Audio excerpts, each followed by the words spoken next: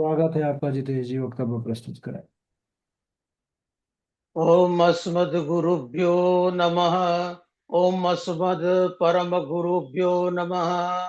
ओम अस्मत् सर्व गुरुभ्यो नमः। ओम श्री राधा कृष्णाभ्यां नमः। ओम श्रीमते रामानुजाय नमः। लंबोदरं परम सुंदरमेकदंतं पीतांबरं त्रिनयनं परमं पवित्रम् ओद्य दिवाकरनिभोज्ज्वलकान्तिकान्तं विघ्नेश्वरं सकलविघ्नहरं नमामि। अखण्डमण्डलाकारं व्याप्तं येन चराचरं तत्पदं दर्शितं येन तस्मै श्रीगुरवे नमः। नारायणं नमस्कृत्य नरं चैव नरोत्तमं देवीं सरस्वतीं व्यासं ततो जयमुदीरयेत्। जयतु जयतु देवो देवकी नन्दनोऽयं। जयतु जयतु कृष्णो वृषणवंश प्रदीप। जयतु जयतु मेघश्यामलः कोमलाङ्गः। जयतु जयतु पृथ्वी भारनाशो मुकुन्द। बर्हापीरं नटवरवपुः कर्णयो कर्णिकारं बिभ्रद्वास कनककपिशं वैजयन्तीं च मालां रन्ध्राण वेणुरधरसुदया पूर्णयन् गोपवृन्दैः। वृन्दारण्यं स्वपदरमणं प्राविशद कीर्ति श्री राम राम रघुनंदन राम राम। श्री राम भरताग्रज राम राम। श्री राम कर्कश राम राम। श्री राम राम शरणं भव राम राम। श्री रामचंद्र चरणौ मनसा स्मरामि। श्री रामचंद्र चरणौ वचसा गृह्णामि। श्री रामचंद्र चरणौ शिरसा नमामि। श्री रामचंद्र चरणौ शरणं प्रपद्ये। माता रामो मत् पिता रामचंद्र स्वामी रामो मत्सखा रामचंद्र सर्वसं मे रामचंद्र दयालु। नान्यं जाने दैव जाने न जाने। रामाय रामभद्राय रामचंद्राय वेदसे रघुनाथाय नाथाय सीताया पतये नमः। ध्याये नित्यं महेशं रजति गिरिनिभं चारुचन्द्रावतंसं रत्नाकल्पोज्ज्वलांगं परशुमृगवरा भीतिहस्तं प्रसन्नं पद्मासीनं समन्तास्तुतममणगणैः व्याघ्रकृतिं वसानां विश्वाद्यं विश्वबीजं निखिलभयहरं पञ्चवक्त्रमत्रेत्रम् अञ्जनानन्दनं वीरं जानकी शोकनाशनं कपीशमक्षहन्तारं वन्दे लङ्काभयङ्करम्। मूकं करोति वाचालां पङ्गुं लङ्घयते गिरिं यत्कृपातमां वन्दे परमानन्दमाधवम्।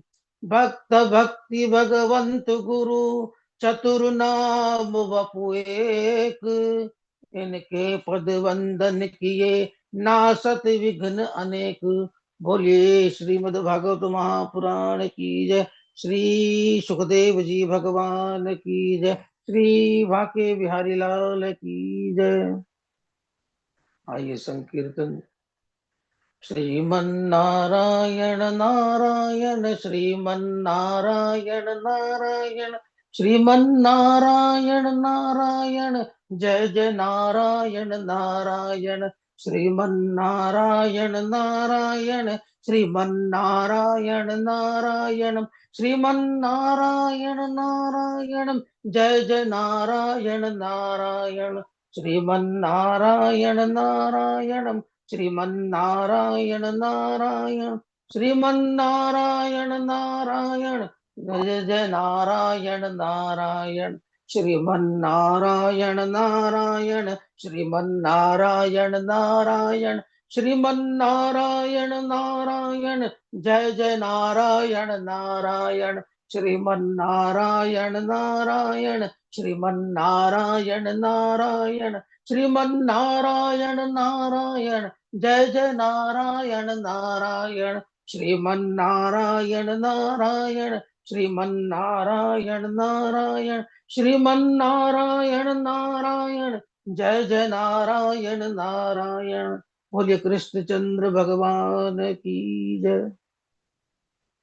अनंत कोटि ब्रह्मांड नायक अचिंत कल्याण गुण गण निदान सर्वेश्वर सर्वाधिपति अकारण करुणा वरुणालय अकारण करुणाकारक सकल जन्य कल्य शापहारक अनंत कोटि कंधर्प दलन जटियान निर्गुण निराकार सगुण साकार जगदैक बंधु करुणैक सिंधु सच्चिदानंदघन परमात्मा नंद नंदन सर्वेश्वर परमेश्वर अखिलेश्वर नंद नंदन यशोदा नंदन ब्रज नंदन तथा उनकी अलादिनी शक्ति राधा रमण बाधा हरण सरकार वृंदावनेश्वरी इनके युगल चरणार विंदों में दास का बारंबार प्रणाम।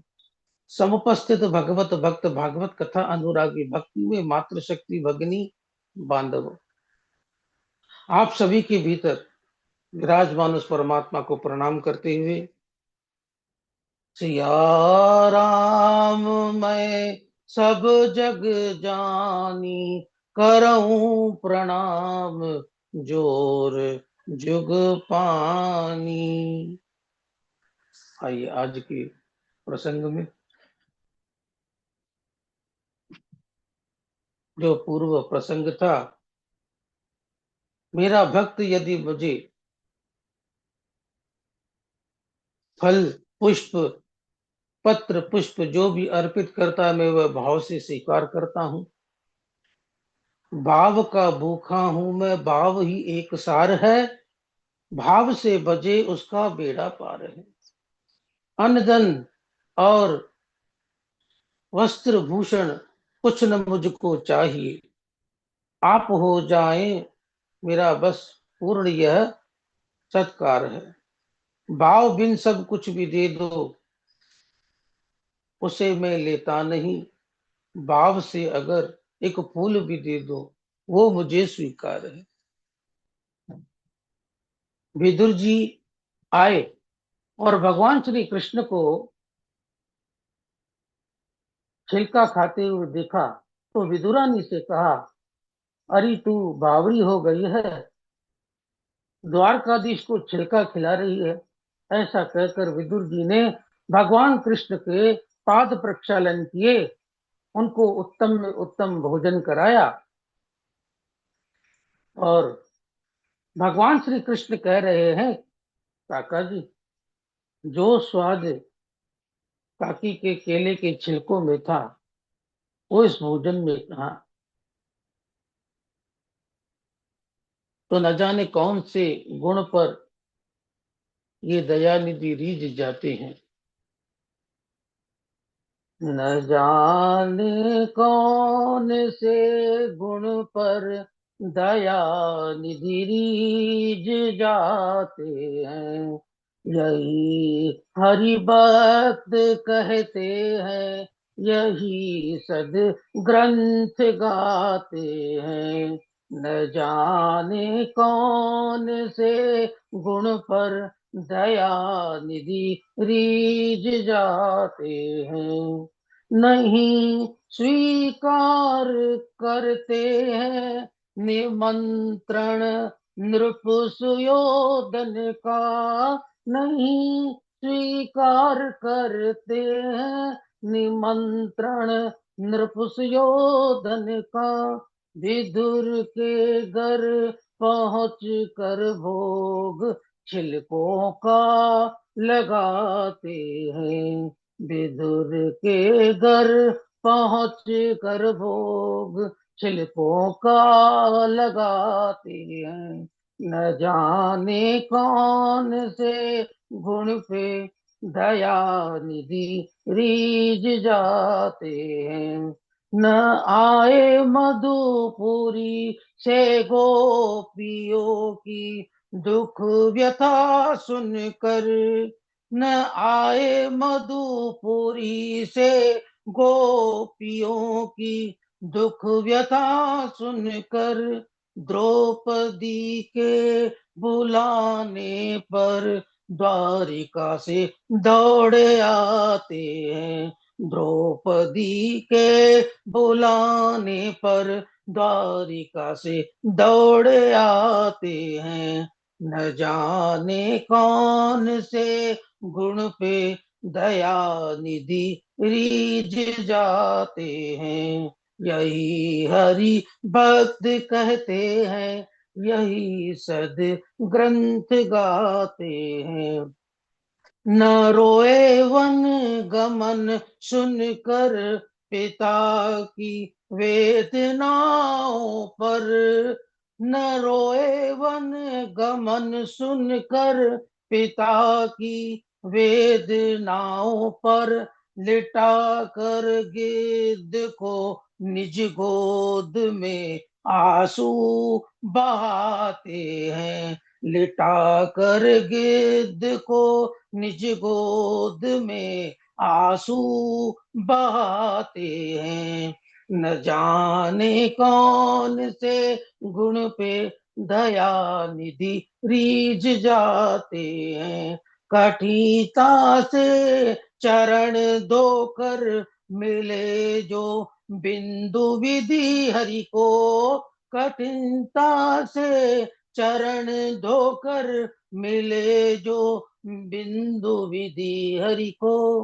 वो चरणों तक स्वयं जाकर केवट के घर लुटाते हैं। वो चरणों तक स्वयं जाकर केवट के घर लुटाते हैं। न जाने कौन से गुण पे दया निधि रीझ जाते हैं।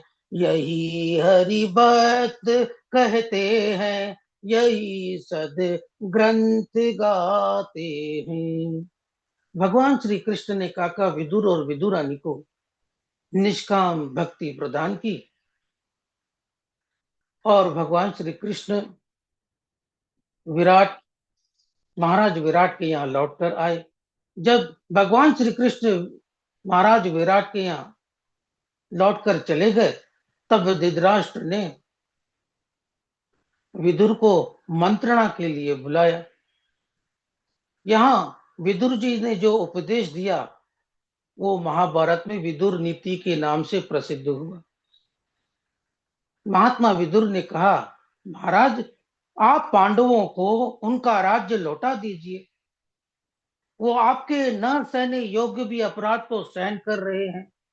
अब तो भगवान श्री कृष्ण भी उनकी तरफ है। यत्र योगेश्वर कृष्ण यत्र पार्थो धनुर्धर तत्र श्रीर विजयोर भूतिर ध्रुवा नीतिर्वतिर्बम।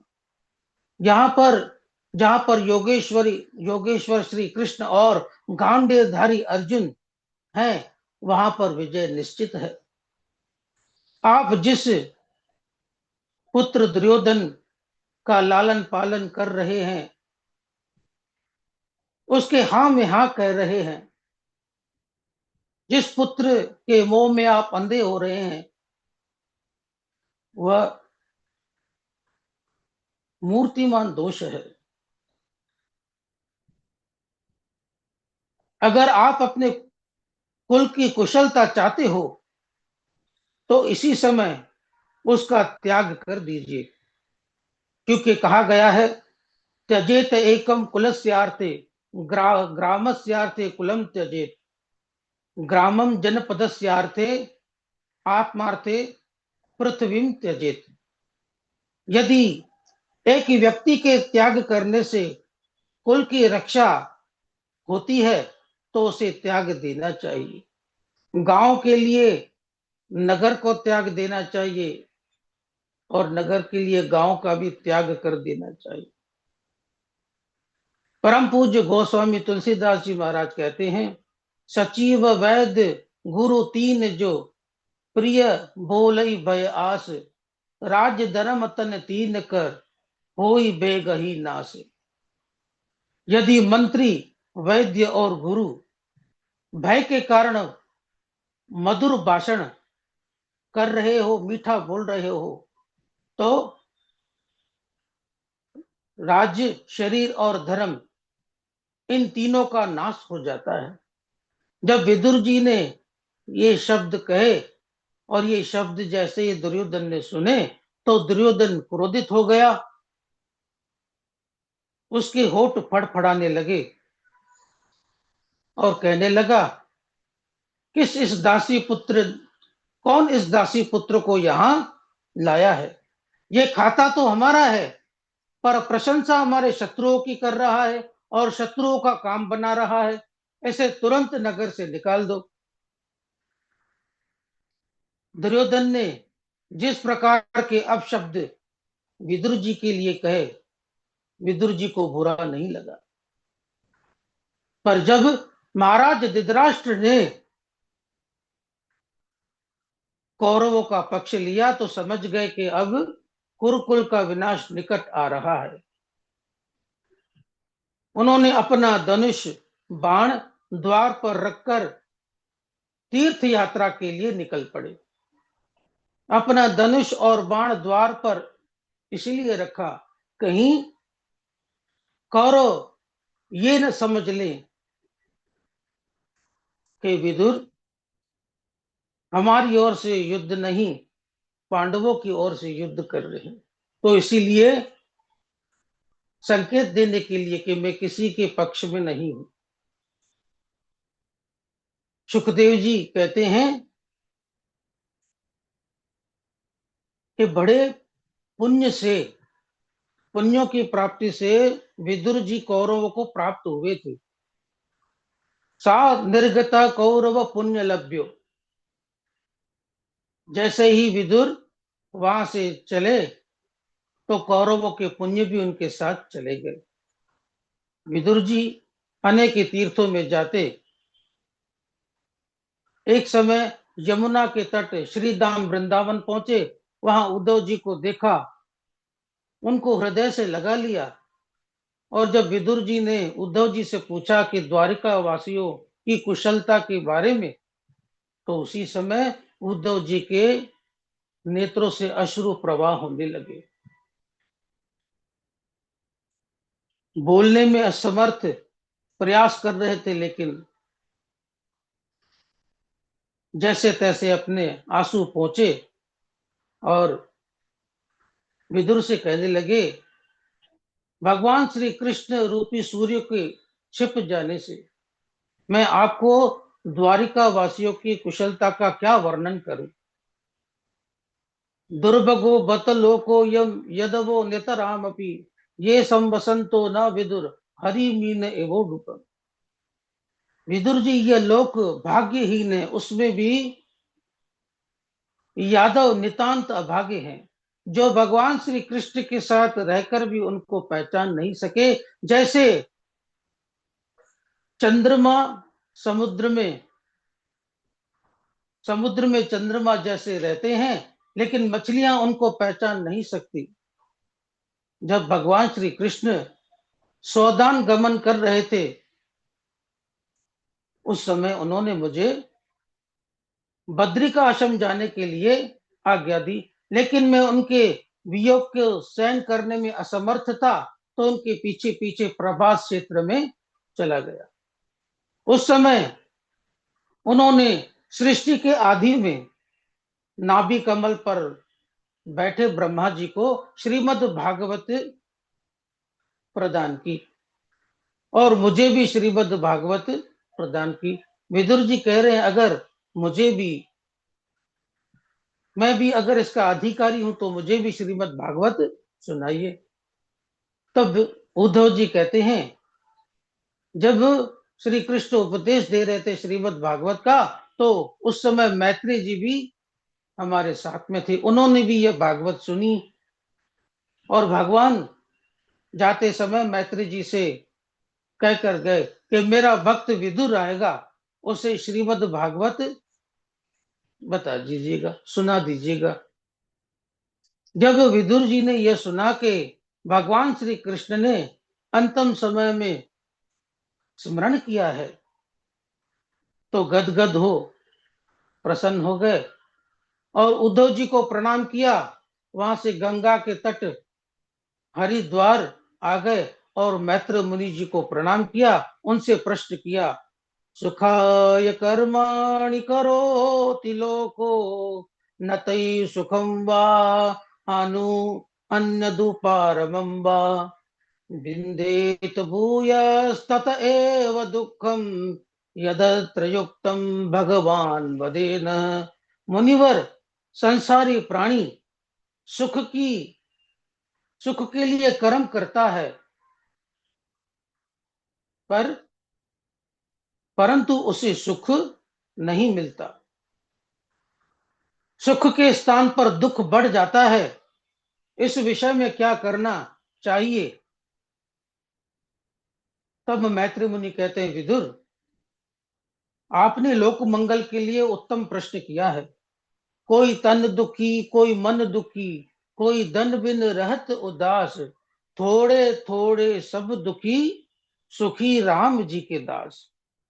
विदुर जी, संसार में प्रत्येक प्राणी दुखी है, एकमात्र वही सुखी है जो भगवान का दास, भगवान का भक्त। दुखालयम अशाश्वतम। विदुर, इस संसार का, ये संसार दुख का घर है और अधिक समय रहता भी नहीं। जब ब्रह्मा जी इस जगत की सृष्टि कर रहे थे, तो सर्वप्रथम अज्ञान की 5 वृत्तियां, तम, मोह, महामोह, तामरस और अधतमस, ये उत्पन्न हुए, जिन्हें अविद्या, अस्मिता, राग, द्वेष, अभिनिवेश भी कहते हैं। ब्रह्मा जी ने अपनी यह पापमयी सृष्टि देखी तो चिंतित हुए और पुनः चिंतन, भगवान का चिंतन किया। अब सनक, सनंदन, सनातन और सनत कुमार 4 निवृत्ति परायण मुनि उत्पन्न हुए। ब्रह्मा जी ने जब इन्हें सृष्टि करने के लिए कहा तो उन्होंने मना कर दी। तब ब्रह्मा जी क्रोधित हुए, जैसे तैसे प्रयास किया क्रोध को रोकने का, लेकिन उनके भ्रुकुटी के मध्य से एक नीललोहित बालक के रूप में उत्पन्न हुआ और रोकर कह रहा है, मेरा नाम बताओ और मुझे काम बताओ। तब ब्रह्मा जी ने कहा, तुम जैसे ही पैदा हुए फूट फूट कर रोने लगे, इसीलिए प्रजा तुम्हें आज से रुद्र नाम से पुकारेगी। इसके अलावा मनु, मनु, महिनश, महान, शिव, ऋत्वज, ऋतध्वज, उग्र रेता, भव, काल, वामन, देव और दीक्षा, इन रुद्राणियों को ग्रहण कर तुम सृष्टि करो। ब्रह्मा जी की आज्ञा पाकर भगवान रुद्र ने अपने ही समान उग्र भूत आदि की सृष्टि करने लगे। ब्रह्मा जी ने जब इस प्रकार सृष्टि को देखा तो कहने लगे, अलम प्रजा भी सृष्टा भी, बस करो बस करो, सृष्टि करना बंद करो। भगवान रुद्र ने कहा, तो क्या करें? ब्रह्मा जी ने आज्ञा दी, तप आतिष्ठ भद्रम ते सर्व भूत सुखावहम। समस्त प्राणियों के सुख पहुंचाने के लिए तप करो। तब ब्रह्मा जी की आज्ञा प्राप्त कर भगवान शंकर कैलाश पर वट वृक्ष के नीचे तपस्या करने बैठे। तत्पश्चात ब्रह्मा जी ने मरीचि, अत्रि, अंगिरा, पुलस्त, क्रतु, वशिष्ठ, दक्ष और नारद, ये 10 मानस पुत्र उत्पन्न हुए। और ब्रह्मा जी ने अपनी छाया से करदम ऋषि को उत्पन्न किया। जब इनसे भी जगत की सृष्टि में विस्तार नहीं हुआ तो ब्रह्मा जी ने पुनः भगवान का चिंतन किया। तब उनके शरीर के 2 भाग हो गए। उनमें से एक स्त्री और पुरुष का जोड़ा प्रकट हुआ। जो पुरुष थे वो सार्वभौम सम्राट स्वयंभू मनु, और जो स्त्री के रूप में प्रकट हुई वो महारानी शतरूपा। ब्रह्मा जी ने कहा, बेटा मनु, तुम अपने ही समान गुणवान संतान उत्पन्न करो तथा धर्म पूर्वक पालन करो और भगवान श्री हरि का नित्य आराधना करो। मनु जी ने कहा, पिताजी, आपकी आज्ञा का पालन कर मैं यह अवश्य सृष्टि करूंगा, परंतु आप प्रजा के रहने के लिए उपयुक्त स्थान बताइए। इस समय तो प्रलय के कारण यह भूमि, यह पृथ्वी जल में मग्न है। इसके उद्धार के लिए कुछ कीजिए। स्वयं मनु के इस प्रकार कहने पर ब्रह्मा जी विचार करने लगे, इस पृथ्वी का उद्धार कैसे होगा। जब ये सोच ही रहे थे कि उनकी नासिका के अंगूठे के बराबर एक वराह शिशु निकला, जो देखते ही देखते हाथी के बराबर हो गया। उसने जल में छलांग मारी और हिरण्याक्ष का वध कर पृथ्वी को अपने स्थान पर स्थापित कर दिया। विदुर जी मैत्री जी से पूछते हैं कि मुनिवर, यह दैत्यराज हिरण्याक्ष कौन था और वराह भगवान से युद्ध या मुठभेड़ किस कारण से हुई थी। मैत्री जी कहते हैं, दितिर्दाक्षायणी क्षत मारीचिम कश्यप पतिम अपत्य कामचक में संध्यायाम यच्छार्दितः। विदुर जी, एक बार दक्ष नंदिनी सायंकाल काम में संतप्त हो महर्षि कश्यप के पास आई। पुत्र प्राप्ति की इच्छा से प्रार्थना करने लगी। महर्षि कश्यप ने कहा, देवी दिति, मैं तुम्हारी इच्छा को अवश्य पूर्ण करूंगा, पर यह जो समय है सायंकाल का घोर समय चल रहा है, जिसमें भूत भावन भगवान शंकर अपने गुण भूतादिकों से भूतादिकों के साथ विचरण कर रहे हैं। महाराज मनुस्मृति में लिखते हैं, चत्वारि खलु कार्याणि संध्या काले विवर्जयेत्, आहारम मैथुन निद्राम स्वाध्यायम च चतुर्थक। शाम के समय भोजन, पढ़ना और स्त्री प्रसंग नहीं करना चाहिए।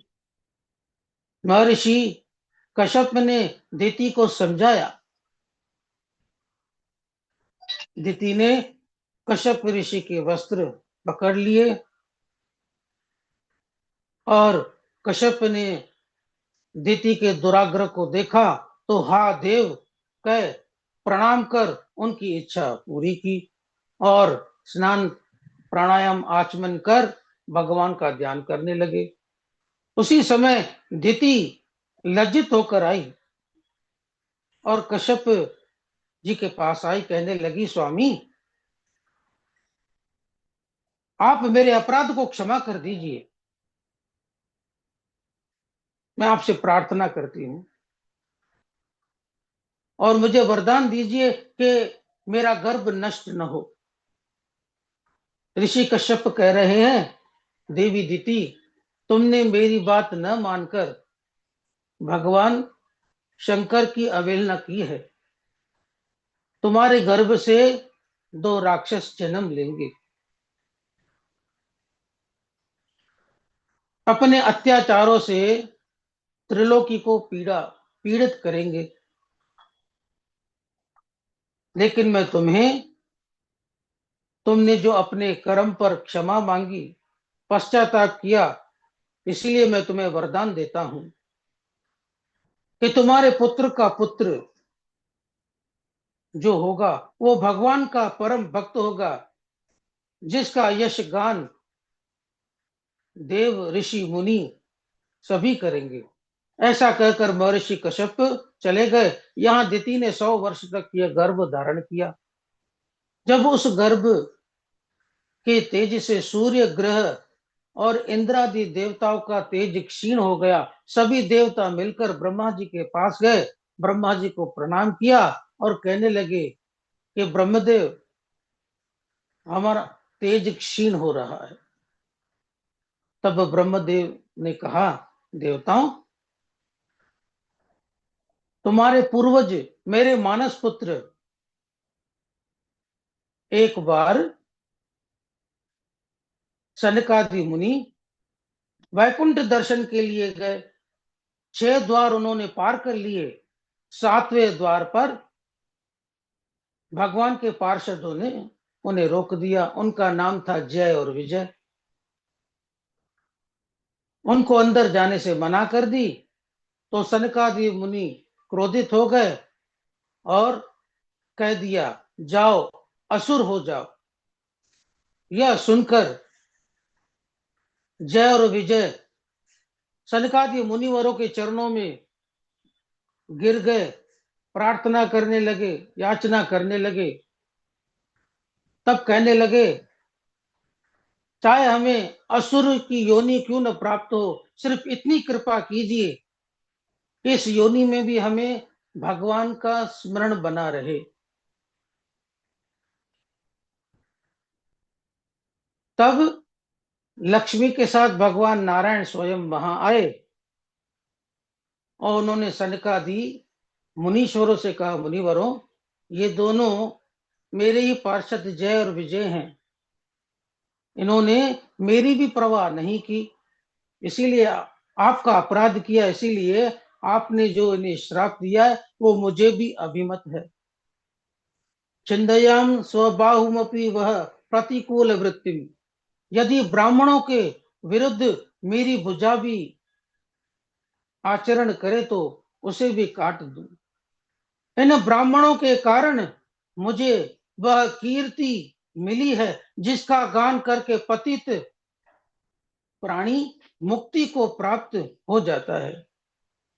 नाहं तथाद्मि यजमानः विरवितानि चोदद्घृत प्लुत मदन हुत भुङ्मुखेन यद ब्राह्मणस्य मुखतश्चरितोऽनुगासं तुष्टस्य मयिर्वहतीर् निज कर्म पाकैः। यजमानों के द्वारा बड़े बड़े यज्ञों में जो आहुति देते हैं, मेरे लिए मैं उतना उनसे प्रसन्न नहीं होता जितना ब्राह्मणों को देसी घी का पदार्थ खिलाने में मैं प्रसन्न होता हूं। इस प्रकार भगवान ब्राह्मणों का वर्णन, उनकी महिमा कर रहे थे और अपने अनुचरों को सांत्वना दी। मुनि के श्राप के कारण अगर तुम्हारे 3 जन्म होंगे तो मैं तुम्हारे लिए 4 जन्म ग्रहण करूंगा। देवताओं, दिति के गर्भ में भगवान के वही जय विजय नामक पार्षद हैं जिनके कारण तुम्हारे तेज क्षीण हो रहा है। ब्रह्मा जी के इस प्रकार कहने पर सभी देवता शंका से मुक्त हुए और स्वर्ग लौट आए। यहाँ 100 वर्ष